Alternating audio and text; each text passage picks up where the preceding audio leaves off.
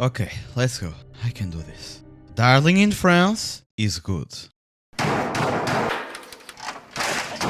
It might not look like it, but giving an opinion about Darling in France is a dangerous activity, either if you are talking good or bad about this anime. It doesn't matter if you say that the anime is bad, you will get beaten. Or if you say that the anime is good, you will get beaten as well. This anime is one of the most controversial animes that I have ever seen. When it comes to Darling in France, you either love the anime or hate the anime, and there is no in between. So I'm risking my life here just to say that yes, Darling in France is good. It was one of the first animes that I have ever watched, and if I'm being honest, it was probably one of the best romances that I have watched. The show isn't a rom-com, but the romance on it is surely great. Even if you don't know what this anime is about, I'm pretty sure that you at least once in your life saw this girl. This goddess, is Hiro too, one of the drawings that a lot of people seem for, me included. As a normal human being, when I started watching this type of media, I started by popular shows like Naruto, Death Note,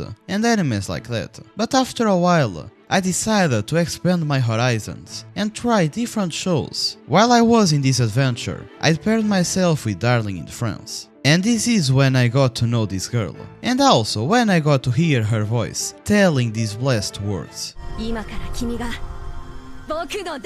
When I heard these words from the first time, it was like unlocking an achievement. It was finally the birth of my first waifu. I remember it very well because it was when I ascended and became a better person. Since that day onward, I wasn't a normal human anymore. I transcended this universe. Now, people that didn't have waifus were just peasants before me. Yeah, that was my best effort to try to justify the fact that I simped for a drawing. Anyways, what exactly is Darling in France about? I surely wouldn't say that an anime is a work of art, just because it has a beautiful 2D girl. Well, I probably would, but that's not the case. Not this time at least. This story happens in a world where humanity has been driven to near extinction, all thanks to giant worms called klaxosaurs? Klaxosaurs? I don't know how to pronounce this. In order to survive these massive beasts, humans started to live in massive fortress cities. Although these cities were always changing locations, humans needed a way to defend themselves. Until now, the only known way to defeat those monsters is to use giant mechas to fight against them. And I know, I myself don't quite like animes about mechas, but this one is really different. Even if you don't like mecha animes, you probably will still like this one. Now, that is where things start to get a little weird. In order to fight against those monsters, special children were raised and trained to become pilots of that mechas, known as FranXX. And our protagonist is one of them. Since a very young age, he always trained to become a mecha pilot, and he also was very talented. The thing is that to pilot these mechas, it is needed two people, a female and a male. The thing is that although Hiro had a good relationship with his partner, he just couldn't pilot the mecha with her. And by the way, in order to pilot the FranXX, the girl and boy need to be in a certain position. That is weird to say the least. I will not say anything more about that, because it is one of the parts of the anime that I don't really wanna talk about, you know. Let's just pretend that it is a coincidence, and that it doesn't resemble anything inappropriate. So, it was a beautiful afternoon, when Hiro was depressing about his incompetence. He was alone, just walking near a river, when a naked girl with two horns suddenly appeared. This is when I said to myself, yes, indeed, Darling in France is a work of art.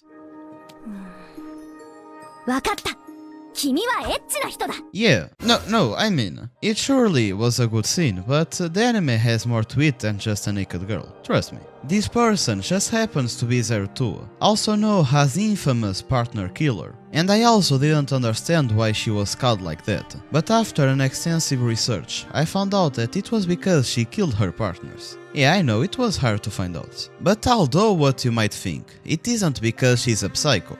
Probably. The problem is that, as I said before, to pilot the FranXX it is needed two people, a male and a female. But it so happens that 02 is just too powerful, and her partner just can't take it. So, after going with her a few times, the partner usually just ends up dying. This obviously makes people fear her, and obviously no one would want to pilot with her. At least that is what is supposed to happen. But you know, Hiro is just built different. He saw that as a one-lifetime opportunity to ride a Dino girl. You wanna ride me hard? Alright then, big boy, let's do it.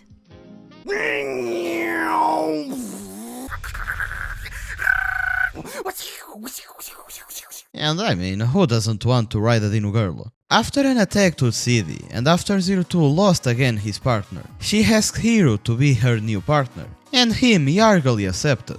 Although this story isn't perfect, after all, there is some plot holes here and there. One thing is certain, the story is quite well written, and there are a lot of unexpected things that happen. There are quite a few plot twists throughout the anime, and I'm pretty sure that you will not be expecting them. Unlike what it may look like, this story is kinda complex, and it is kinda deep as well. Throughout the anime, the relationship between Hiro and Zero Two will evolve. A lot of things will happen. A lot of other things will be revealed, and there will be quite a lot of character development as well.